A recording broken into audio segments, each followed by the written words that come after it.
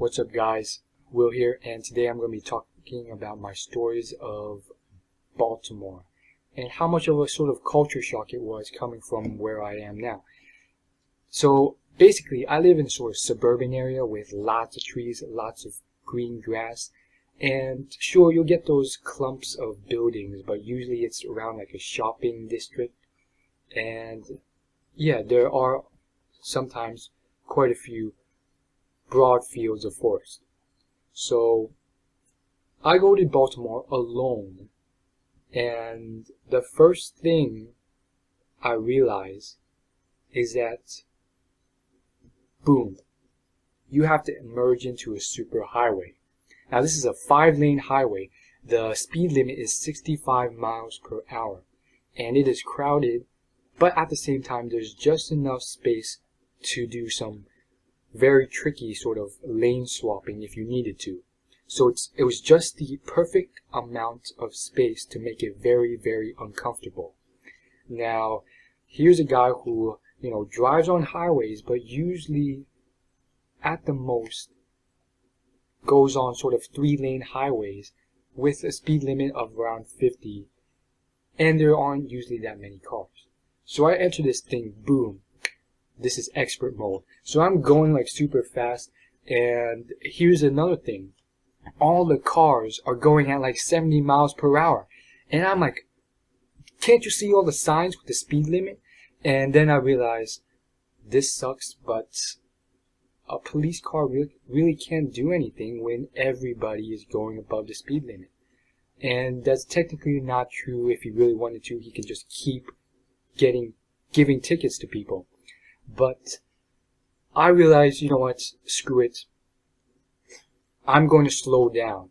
And obviously what happened was people got pissed off. They were like, why are you going so slow? Why are you going so slow? Stupid idiot. And I'm like going at like 60 miles per hour, like, look at the speed limit.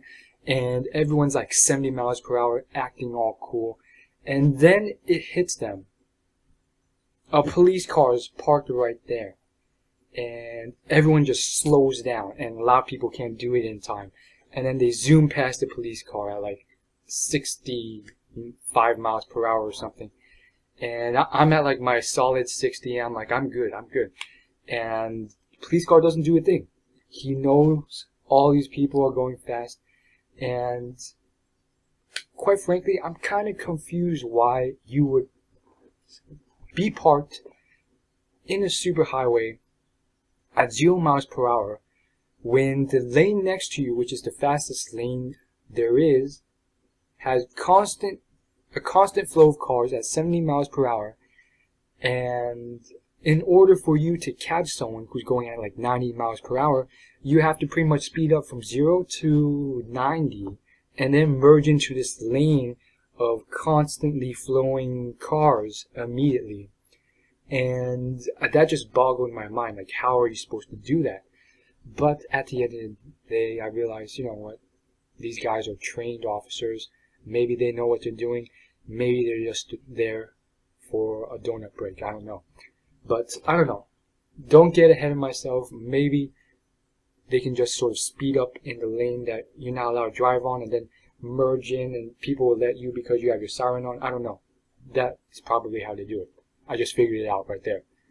Anyhow, now we get into Baltimore, and I would liken it a lot to New York. I haven't been there in quite a while, but again, once I hit Baltimore again for like the first time in years, a lot of those memories re-popped up. And it's a lot like New York. And if you've never been to New York, throw away those images you see on Google of New York or the media, because it's not this sort of super clean glass platinum chrome town where the streets are paved in like polished silver and everything's super clean. It's not like that. The streets are sometimes filled with soot. They're dirty, they're grimy, there's sometimes graffiti on the walls. Not all the buildings are glass. Some of them are just plain bricks, and not every building is 1,000 feet high. And I would liken Baltimore to be all of that, but maybe a lot more. The buildings are shorter, there's a lot more crampedness, there's a lot more soot and dirtiness and griminess, and there's a lot more sketchy people. A lot of sketchy people walking around in a lot of sketchy looking clothes. And that's the second thing I noticed. There's a lot of sort of sketchy looking clothes going on, and I realized after observing a lot of people that this is the norm, this is the standard. Sketchy clothing is like the standard here, and that's not always the case, but like basically the standard clothing for the standard Baltimore person, it's usually not that expensive at all. A lot of times it might be broken, a lot of times it might have holes, but there you go. And I mean, as far as generic words go, sketchy won't really fulfill it if you have no idea, if you've never been to Baltimore. So let me just elaborate on the sort of people I saw there.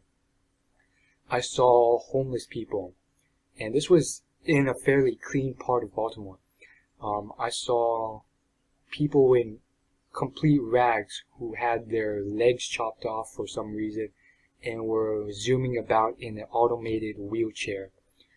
I saw other people in wheelchairs just sitting there smoking, but looking in a complete mess from head to toe.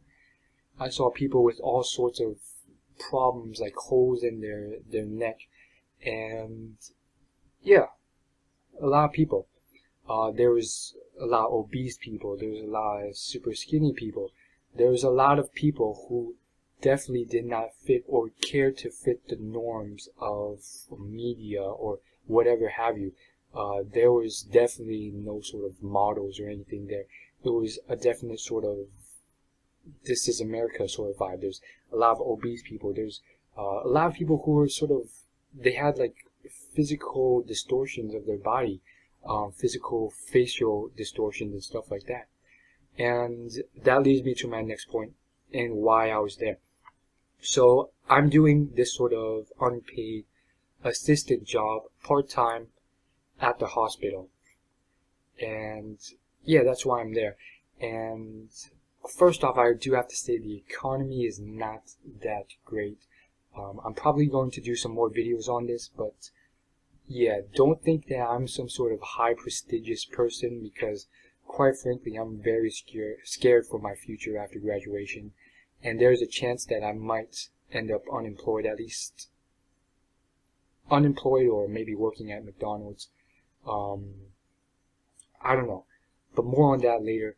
And so I'm doing this just trying to grab at any sort of job experience I can to sort of, you know, prepare myself for unemployment in the future, because quite frankly, I'm going to do a whole another video on this, but long story short, medical school is not for me. I'm just not feeling it, plus my grades and my test scores are far from even applicable. Like, if I were to even apply as of now, the judging panel would laugh at me based on the credentials I have. And so I'm in a state of strangeness, but that's for another video. Anyhow, so I'm here just doing this sort of thing, and the next thing I notice is ambulances. About 5 sort of cars with sirens pass me. They whiz by while I'm waiting at a traffic light, and it was 1 fire truck, 2 sort of police/ambulance trucks, because they had like open compartments and they were like huge trucks, and then 2 sort of straight up ambulances, and they all whizzed right past me to the hospital, and I'm sitting there like, what the heck is going on here? And later on I find out that there's an assault that just took place around the corner, and the sketchiness just continued from there. And quite frankly, the most astounding thing was, like, you would see these sketchy people who either they were just wearing very sketchy clothing or so forth, but then you like I wouldn't say too rarely, but occasionally, you just see like a girl or a guy just walking around, and this guy would be like a white guy, and he'd be dressed up in all this clean stuff. It was usually like a girl. They'd be dressed up in all this clean stuff, like they had just walked out of like Florida State University or some sort of clean preppy school, and they have like all this sort of clean stuff, and I'm like, what the heck are you doing here? Like, you are like a fish out of water. And I'm like sitting there like looking at her, and I'm thinking, I don't even think you should be wearing that, because you might get freaking mugged here. Because her standard of clothing, and it wasn't Gucci, it wasn't like Prada or stuff like that, but it was like, she was obviously like around the college student age, or maybe like at a post grad, and this wasn't just one person, it was a constant but rare flow of people, like once every like 5 minutes. And yeah, that's just an example of how bad the traffic was. But once every 5 minutes, and they would most of the time be in some sort of gym clothing, so I'm assuming there's some sort of college gym nearby or some sort of gym nearby, and they just look like fish out of the water. But all of them were just striding around alone, not even caring. And I'm not gonna lie, the population there's a lot of people out on the streets even in the daytime, and quite frankly most of them are African American. And I'm not putting up any bias, but yeah, a lot of these dudes look really sketchy just by how they were eyeing people and how they were dressed and looking. And that's where I'm putting my sort of thing, not because of their race or anything like that. And so I was like, huh, this girl is either a real boss, or I'm just being too freaking scared here. And they look like fish out of water. They're usually in like typical like white girl preppy gym clothes. Like you either the tights or the running shorts, and then like the tank top and like all the running gear. Maybe occasionally like the iPod strapped there to her hand, to her arm. And yeah, I was just like, what the heck is going on? You best be careful not to be jumped on these streets here.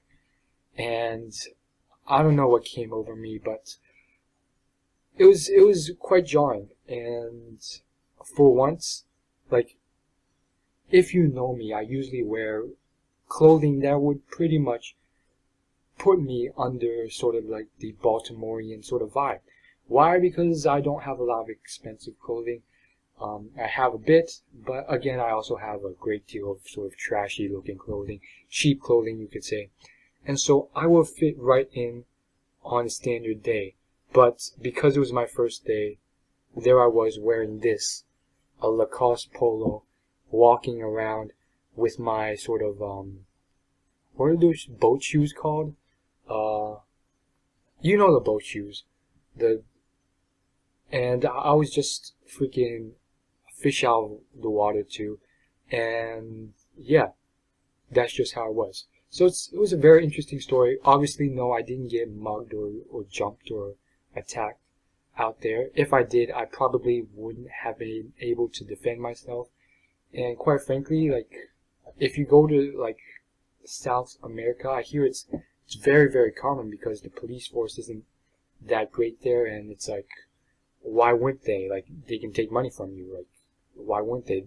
Moral sense comes after having food to eat.